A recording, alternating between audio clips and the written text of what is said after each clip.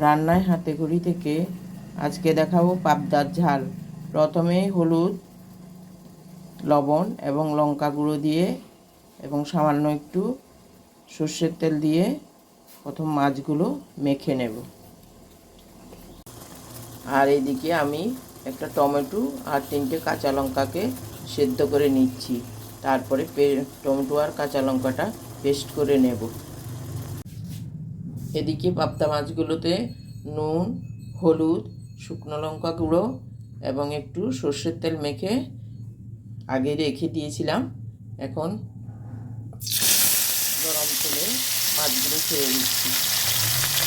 মাছগুলো এক এক করে ভেজে নেব।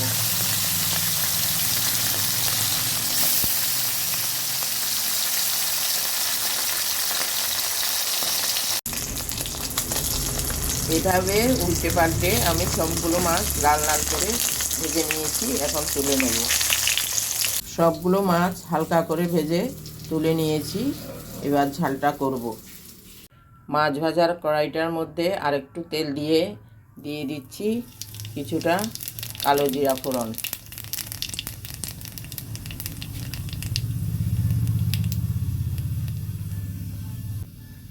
তারপর দিয়ে দেবো একটু আদা বাটা।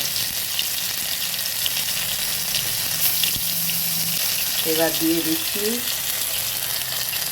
জিরে গুঁড়ো, ধনে গুঁড়ো, শুকনো লঙ্কা গুঁড়ো এবং সামান্য একটু হলুদ দিয়ে দেব।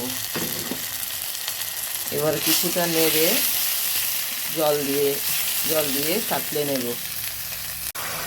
শুকনো গুঁড়ো মশলাগুলোর মধ্যে কিছুটা জল দিয়ে নেড়ে এবার দিয়ে দিলাম পেঁয়াজ পেস্ট, দিয়ে দিলাম টমেটো পেস্ট। টমেটো আর কাঁচা লঙ্কাকে সিদ্ধ করে আমি পেস্ট করে নিয়েছি। এবার ভালোভাবে নেড়ে এবার জল দিয়ে দেব।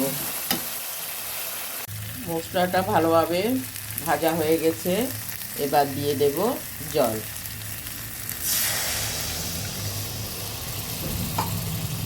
জলটা ফুটে আসলে মাছগুলো দিয়ে দেব। সঙ্গে দিয়ে দেব 2টো কাঁচা লঙ্কা চেরা এবং স্বাদমতো নুন। ঝোলটা ফুটে এসেছে। আমি এবার দিয়ে দেব মাছগুলো। মাছটা কিছু ফুটে আসলে এবার ধনেপাতা কুচি দিয়ে নামিয়ে আপনাদের পরিবেশন করে দেখাচ্ছি। ধনেপাতা কুচি দিয়ে নামিয়ে পরিবেশন করে দেখালাম। আমার পাবদা মাছের ঝালটা হয়ে গেল। আপনারা করে দেখবেন, খুব ভালো লাগবে। যদি ভিডিওটা ভালো লাগে তাহলে লাইক, শেয়ার, কমেন্টস করতে ভুলবেন না। নমস্কার।